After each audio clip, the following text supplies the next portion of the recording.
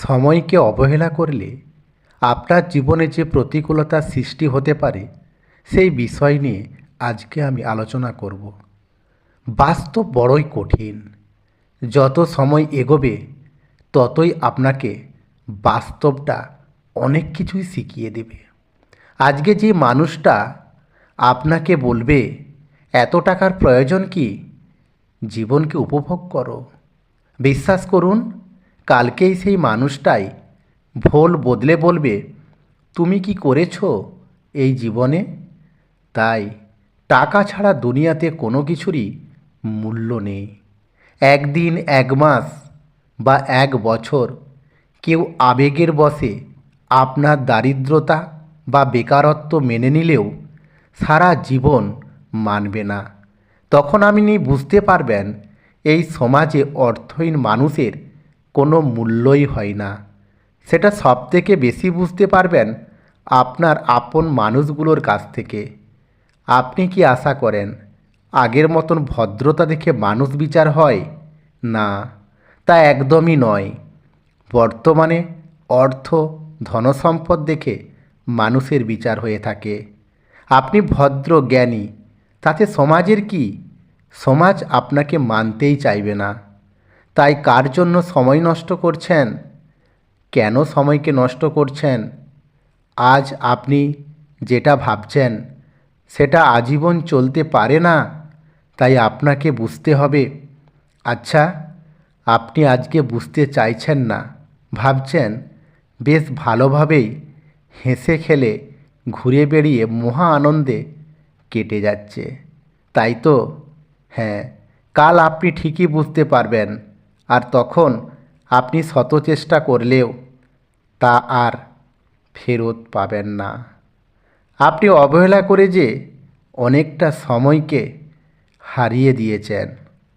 অনেক সময়কে আপনি নিজের ইচ্ছায় অন্যদের উপর নির্ভরশীল হয়ে নষ্ট করে দিয়েছেন। আজকে যাদের জন্য আপনি আপনার মনে অনেক কিছু আশা আকাঙ্ক্ষা রেখেছিলেন, বিশ্বাস করুন কালকে যখন আপনার কাছে অর্থ থাকবে না, তাদের কাছে আপনারও কোনো মূল্য থাকবে না। কতটা আপন তখন তা আপনি বুঝতে পারবেন। যার মন জয় করে যতদিন থাকবেন তার কাছে আপনি ততদিনই ভালো। আর একদিন যদি তার কোনো কথা না শোনেন, তখন আপনি তার কাছে সবথেকে বড় শত্রু হয়ে যাবেন। আর আপনি যেদিন আপনার প্রিয়জনদের চাহিদা মেটাতে পারবেন না, সেদিন থেকে আপনি অপদার্থ, অযোগ্য, অলস বলে চিহ্নিত হবেন। আর আপনার স্ত্রী, পুত্র, কন্যারাও আপনাকে ছেড়ে দেবে না। তখন তাদের কাছে আপনি একজন বোঝা ছাড়া আর কিছুই নয়। আচ্ছা, আমার কথা বিশ্বাস করতে হবে না, চোখ খুলে সমাজটাকে একবার দেখুন না কি ঘটেছে। আরে পরিবারের কথা বাদ দিলাম, আত্মীয়রা, পাড়া প্রতিবেশী, কেউ আপনাকে পাত্তা দেবে না।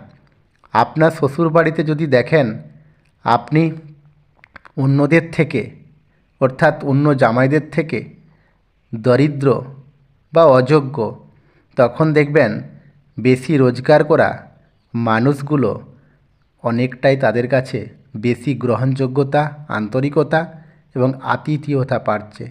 আপনার খারাপ লাগবে না?